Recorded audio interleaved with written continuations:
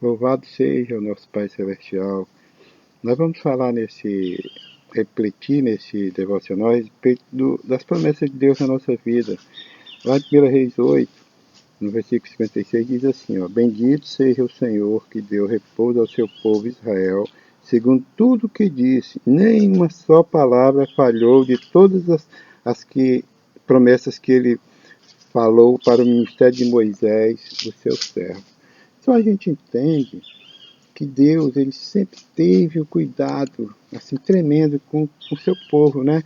E aqui o rei Salomão, nessa passagem, ele está falando que as promessas de Deus ele se cumprem. Primeiro ele consagrou o templo, né? O rei se consagrou o templo. Depois as promessas de Deus vêm se cumprindo nas nossas vidas. E ele está falando isso aqui para nós, para a gente entender que o Deus do Antigo Testamento é o Deus de hoje, ele é o mesmo de sempre. Então, a gente pensando nisso, a gente começa a vir para o Novo Testamento e vendo algumas promessas que Deus fez, por exemplo, né, uma promessa assim, tremenda para nós. A questão da salvação. Né? A gente vê em Romanos 10, 9, quando a palavra de Deus diz que a gente precisa confessar com a nossa própria boca que o Senhor é o nosso único e eterno Salvador, né? Que Ele ressuscitou entre os mortos. E a gente crendo nisto, a gente será salvo. É algo assim tremendo para nós.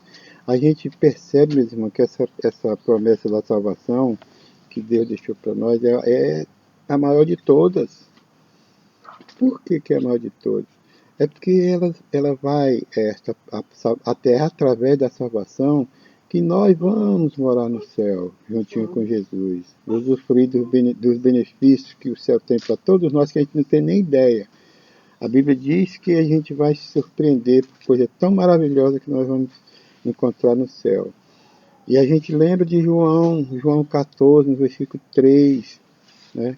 Quando Jesus diz que quando ele for para o céu preparar lugar para nós, ele vai voltar para nos levar aqueles que aceitaram ele como seu único eterno Salvador, para morar com ele eternamente, que ele quer que nós estejamos com ele.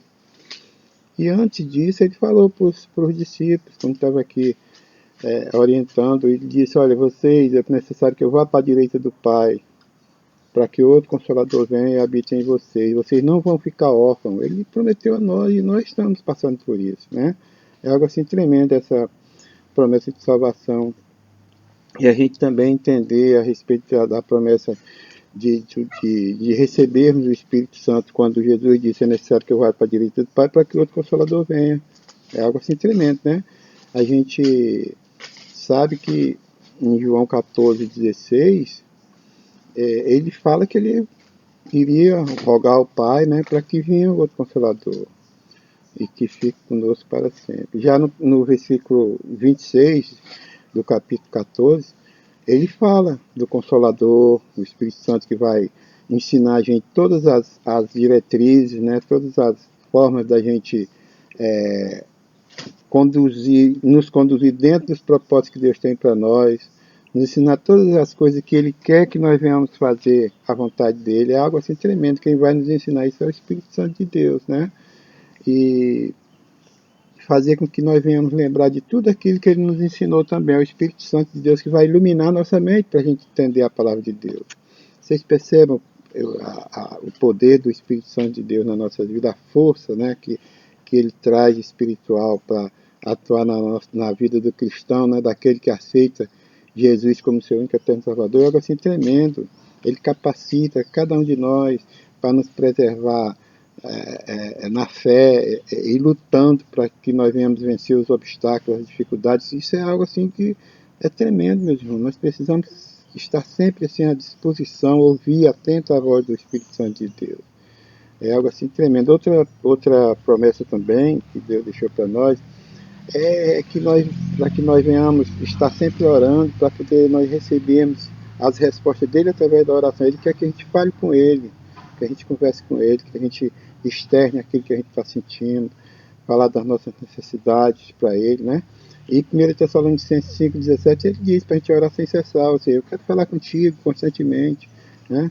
João 15:7 diz, se a gente permanecer nele, ou seja, atendendo as palavras dele, aquilo que ele quer de nós, o que nós pedirmos a ele fará por nós.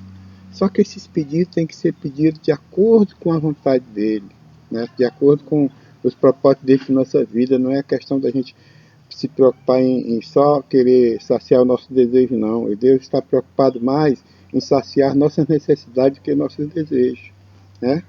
E a gente percebe mesmo que além dele dar essa promessa da salvação, ele nos dá o Espírito Santo de Deus e quer que nós venhamos estar sempre ligados com ele através da oração. Olha que é algo tremendo para nós, né?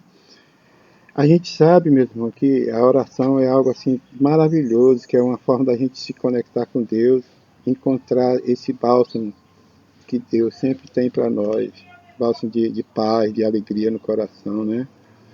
Mas a gente lembra de Mateus 6,33, né, que diz, mas buscai primeiro o reino de Deus e a sua justiça, e todas as demais coisas lhe serão acrescentadas. A gente está sempre ligado nisso. Obrigado, Pai, pela tua palavra. Continua, Jesus, nos dando esperança, Jesus. Crendo, Pai, que as tuas promessas vão se cumprir nas nossas vidas. Obrigado pela vida de cada servo teu, de cada serva tua, em nome do Pai, do Filho e do Espírito Santo. Amém. Glórias a Deus, glórias a Deus.